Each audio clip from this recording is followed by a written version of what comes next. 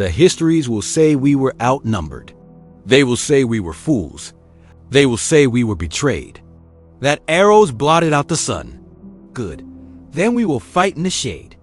But how do you teach men to die? You must first teach them what is worth living for.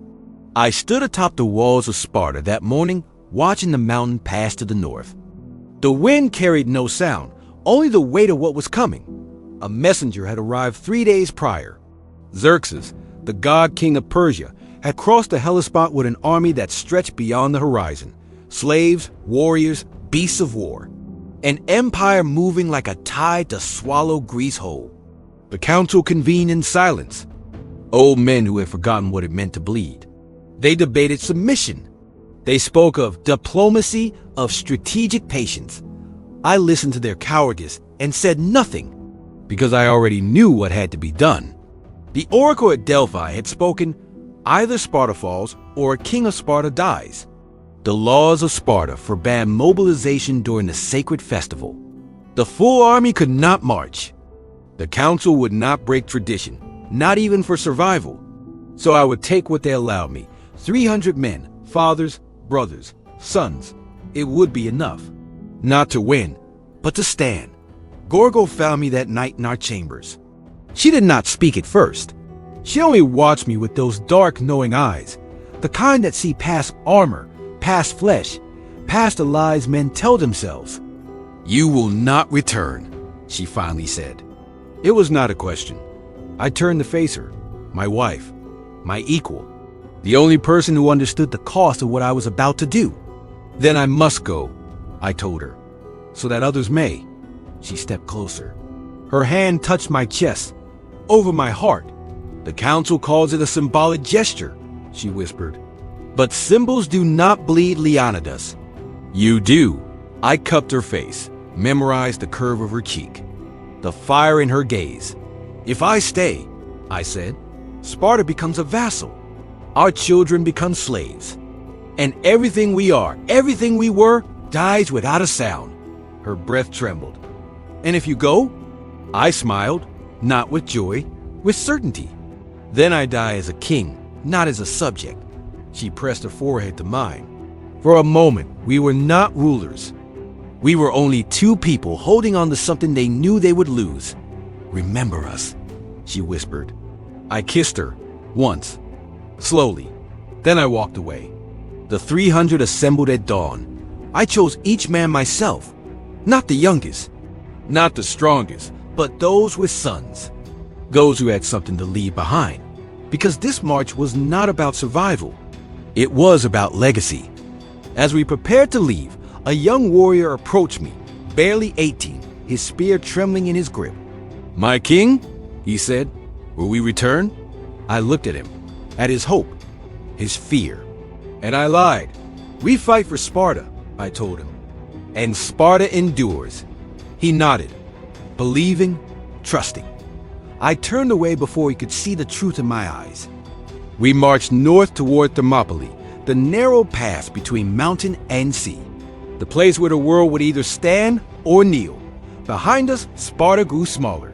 Ahead, the gods waited to see if men could still bleed for something greater than themselves. I did not look back, because some doors once closed do not open again. The road north was long, longer than any of us had expected. Not because of distance, but because of what we saw along the way. We passed through Tegea first, a city-state that once boasted of its warriors, of its pride. Their gates were closed. When I demanded entry, their elders met us outside the walls, old men wrapped in silk, trembling behind their guards. "King Leonidas," one of them said, his voice thin. We have decided to remain neutral. Persia has promised us." "Promised you what?" I interrupted. "Chains painted gold?" He looked away. I wanted to kill him, to shake him until he remembered what it meant to be Greek, to be free. But I didn't, because I saw it in his eyes, the same thing I would see in every city we passed. Fear. Athens sent philosophers instead of soldiers. They spoke of reason and calculated strategy. Corinth sent merchants who asked if we could negotiate terms. Thebes, sent politicians who whispered about pragmatic alliances, and with each city, with each betrayal disguised as wisdom, I felt something harden inside me. This was not a war against Persia. This was a war against the rot that had already consumed Greece from within. My men felt it too. At night, around the fires, I heard them speak in low voices. Why do we march alone? Where are the armies of Athens, of Thebes? Are we the only ones who remember what honor means? I did not answer them, because I had no answer that would ease their doubt. But one evening, an older warrior, Dinix, scarred and gray, sat beside me. They will not sing songs about the cowards, he said quietly. Only about us. I looked at him. Is that enough? I asked. He smiled, grim, certain. It has to be. On the 5th day, we reached the edge of Thermopylae. The pass stretched before us, narrow, brutal, perfect. Mountains on one side, the sea on the other. A choke point where numbers meant nothing. Where 300 could hold back an empire. My men stood in silence, staring at the place where they would die. I walked to the front, turned to face them. You have seen the cities behind us, I said. You have seen the weakness, the fear, the men who choose slavery over sacrifice. They nodded. Then you understand why we are here. I drew my sword. The bronze caught the light of the setting sun. We are not here to win. We are here to stand. To show the world that some men still remember what it means to be free. I raised the blade high. And when the histories are written, when our sons ask what their fathers did when the world chose cowardice, they will know that we were the ones who stood. The 300 raised their spears as one. The roar echoed through the mountains. And for a moment, just a moment, I believed we could hold back the tide. But belief is not the same as truth. And the truth was waiting just beyond the horizon. They came at dawn, not like men, like a flood. I stood at the front of the phalanx, shield locked with my brothers, and watched the horizon turn black. Persians, Medes, immortals, cavalry, archers, an army so vast it seemed to devour the earth itself. And at its center, riding on a throne carried by slaves, was Xerxes, the god king. He stopped just beyond arrow range, raised his hand. The army halted as one. For a long moment, there was only silence. Then a herald rode forward. His armor gleamed gold. His voice carried like thunder. King Leonidas of Sparta, he shouted. The King of Kings, Lord Xerxes, offers you mercy. Lay down your weapons, kneel, and you will be granted lands, riches, and life. I stepped forward, alone. The wind pulled at my cloak. Tell your god king, I said, my voice calm, to come and take them. The herald's face twisted in rage. He turned, rode back, and then the storm broke. The first wave crashed against us like thunder. Thousands of Persians, screaming desperate, driven forward by whips and fear, funneled into the narrow pass. But the pass was ours. And in that choke point, their numbers meant nothing. We held the line. Spear met flesh. Shield met shield. Blood turned the stones black. They came in waves. We cut them down in rows. For 3 days we held. 3 days of iron and blood, and the screams of dying men. My arms burned, my lungs ached. My vision blurred with exhaustion. But I did not fall. None of us did. On the 3rd night, I walked among my men. They sat in silence, their armor shattered, their bodies broken, but their eyes still burned. Dinix looked up at me. His face was a mask of dry blood. How long can we hold? He asked. I knelt beside him. As long as we must? He smiled. Faintly. Good. That was when I saw him. A figure in the darkness, limping toward the Persian camp. Ephialtes, the hunchback Spartan I had turned away, the one who begged to fight beside us, but whose twisted body could not hold a shield in formation. I had told him he could not stand with the 300, and now he was betraying us. I stood frozen, watching him disappear into the enemy lines. One of my captains approached. My king, he said. What is it? I couldn't speak. Because I knew what Ephialtes would tell them. The mountain path, the hidden trail that led behind our position, the one thing that made Thermopylae defensible. He would give them the pass. By morning, Persian scouts had confirmed it. Xerxes' immortals were already moving through the mountains. We were surrounded. I gathered the allied Greeks, the Thebans, the Thespians, and told them the truth.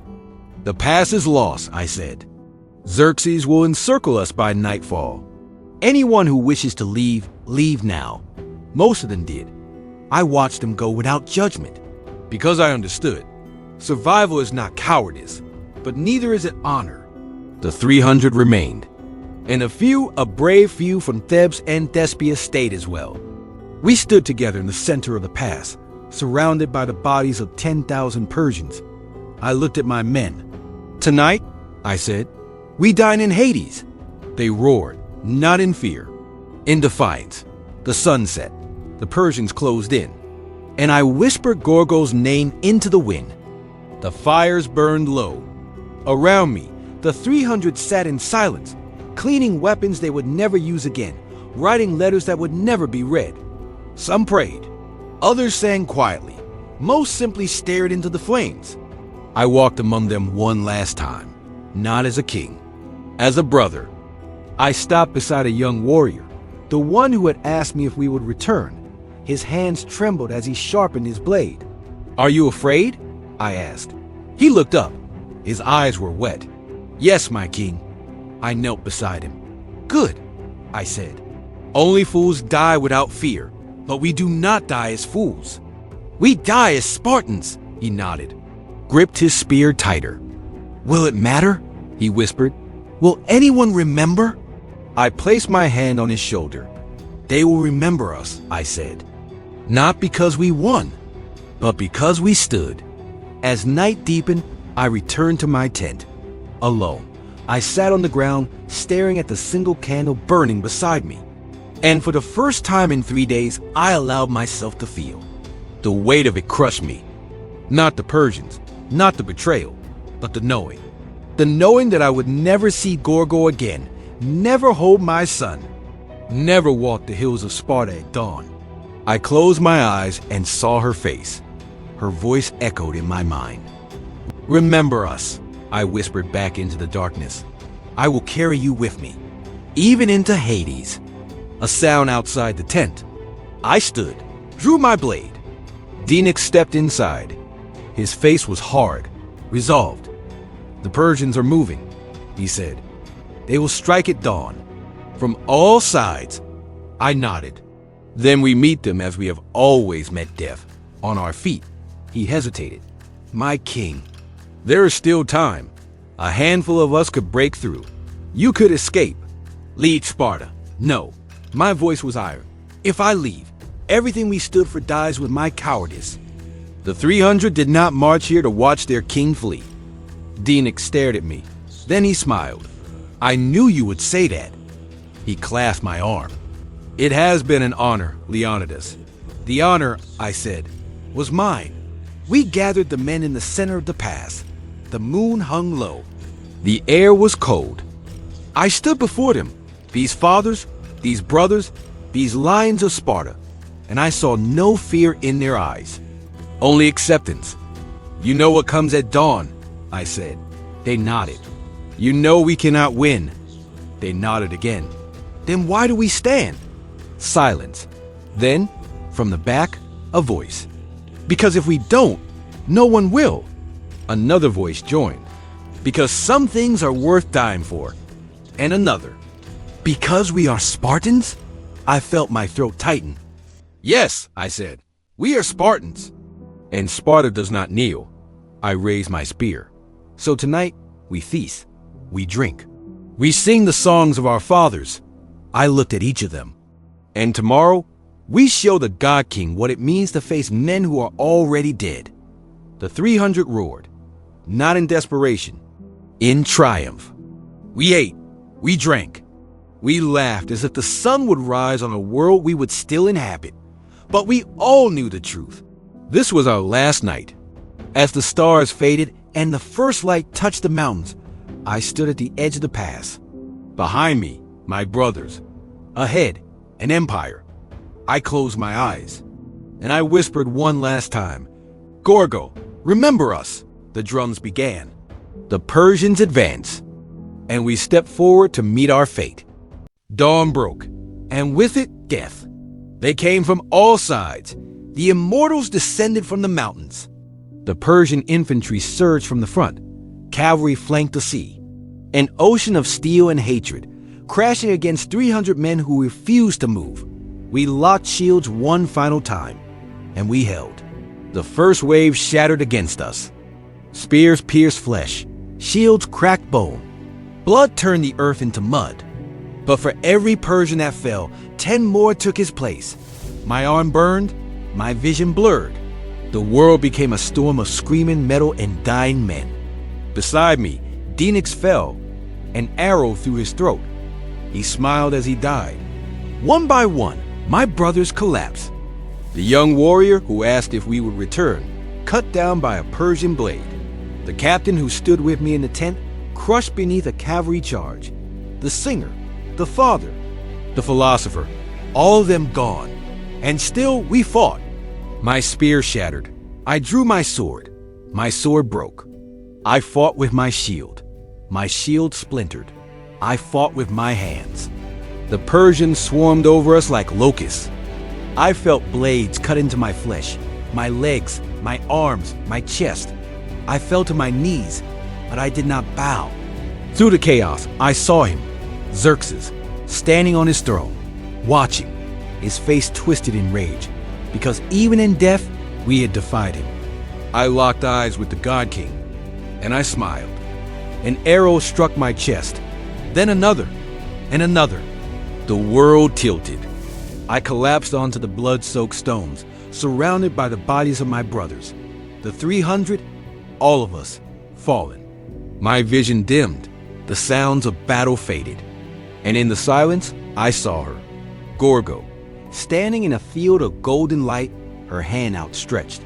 I tried to reach for her, but my body would not move. "I'm sorry," I whispered. She smiled, tears streaming down her face. "You have nothing to be sorry for."